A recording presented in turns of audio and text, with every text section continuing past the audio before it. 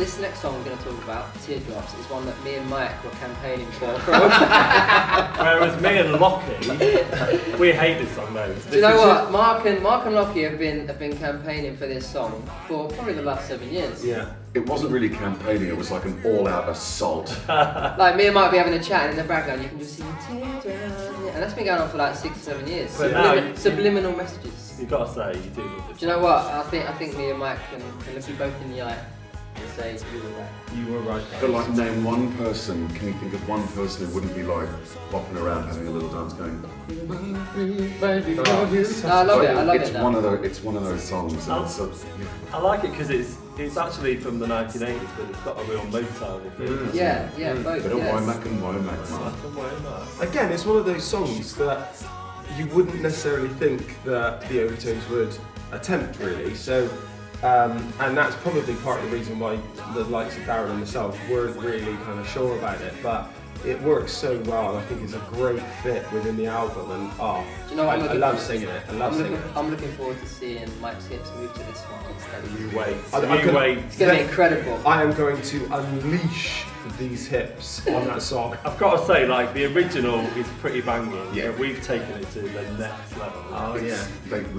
Our producer Julian Hinton, and obviously with Simon Broad, they kept sending us versions, and we kept running back going, more, Bigger. bigger, Make us send move. more.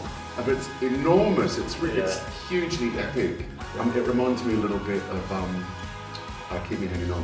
Yeah. Yes. And Absolutely. And that's where we have with that song. So this is an epic banger, this one. Enjoy. Teardrops in my eyes. The next time I'll be true.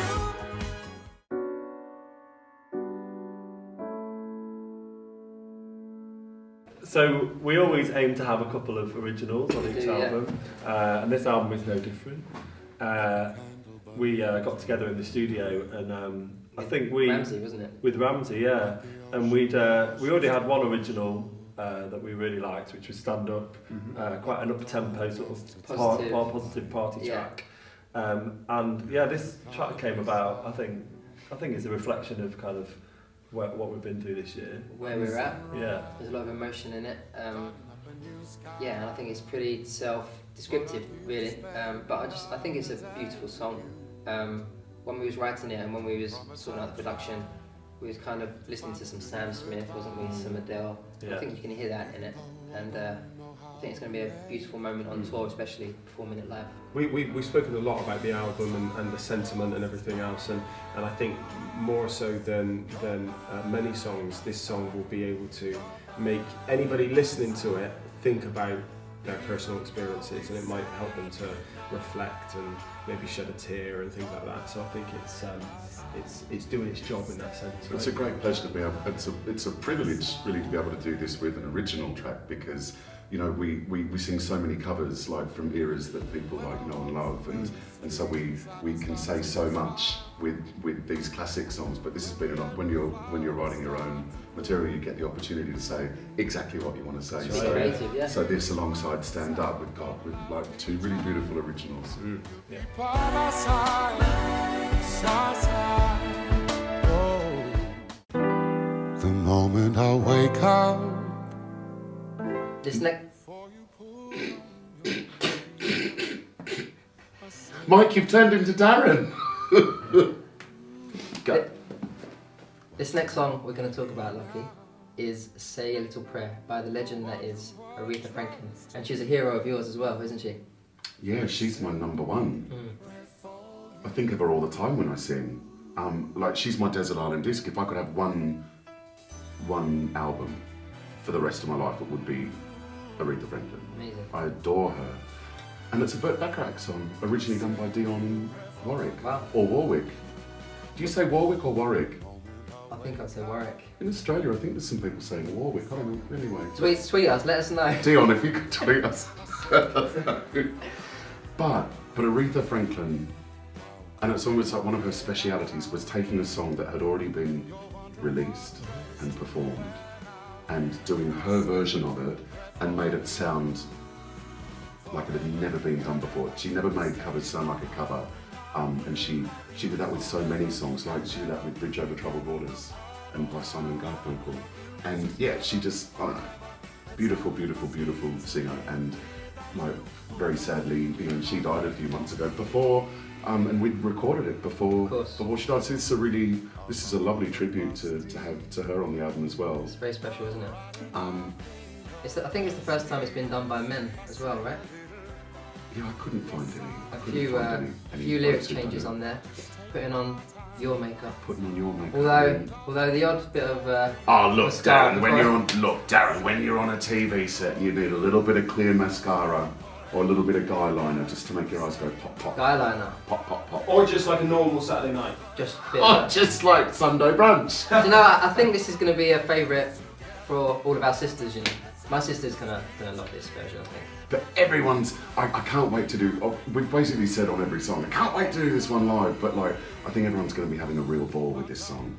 But we take our time when choosing songs for an album to make sure that they're going to translate live, don't we? And the fans are going to love it. So I think it's all part of the process. But yeah, this one's going to be fun. Yeah. It's going to be fun. Do you remember how it came about? I do. Do you remember that night? Would you like to tell them? I remember that night really clearly. Ish. Crystal clear as a bell. We had been performing on a cruise ship on a liner. We had great fun, and it was the last night of the cruise. We were getting off the next morning, and all the musicians on board had this live karaoke down in the back bar, and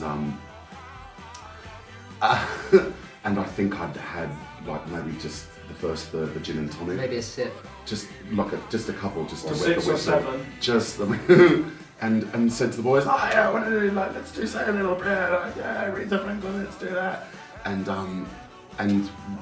so did it. And afterwards, and the crowd really enjoyed it. The They were singing and reaction was dancing great, along. yeah. So we were like, but we watch out for that stuff. It's like even when we're going out for a drink on a Friday or Saturday night, and so and the music comes on, there are certain songs that everyone's singing, and they're the songs that people want to hear. And it's like Say a Little Prayer was sort of that.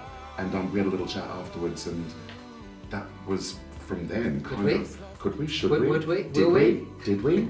We did. You stay in my heart, and I will love you forever and ever. We never will part. Oh, how I love you together forever. That's how it must be to live without you. Would only be heartbreak for me.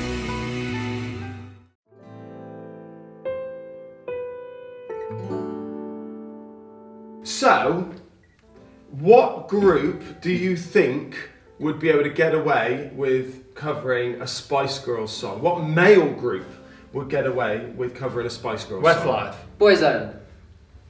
Well, they would. Take that. And the Overtones. I think more than any other song, this song was mainly can we?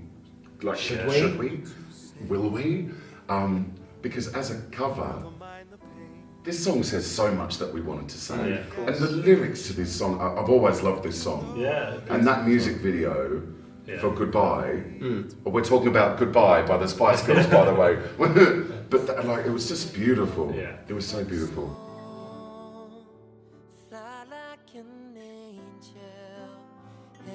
I think we always start off when we choose a cover, getting around the piano, don't we? And we know within the first sort of 5-10 minutes whether it's going to work. Yeah. And like you say, with this one, we're like, oh my god, is it going to work? Like, it's a Spice Girls song. Our producer wasn't sure either. But then but as soon as we got around the piano and started sort of stripping it all back. It's a beautiful song, lyrically, isn't it? yeah, it just kind of totally made sense. Lovely melodies. Like My Girl, remember we were plodding our way through My Girl, and we thought, actually, no, let's just leave this one sort of as is with the guitar. Yeah. Right? And Goodbye it sort of has remained mostly piano. Yeah. And then, but we did have because this is our farewell to Timmy, and I think this song is just gonna like it's a bit of a punch to the gut really. But you have to be able to do that, and our fans want to listen to that as well. But so we did ask. I remember we asked for in the music break. It's like, oh, come on, give us an Irish fiddle. Yeah. Give us an Irish fiddle, and we heard the mix when it came through and come back, and it's just like I got to the fiddle and went, whoop, oh, Yeah. it's beautiful. It's beautiful. straight from the heart. It's direct from the heart for you guys. It's not the end. Gotta keep strong or the pine turns into fear. So glad we made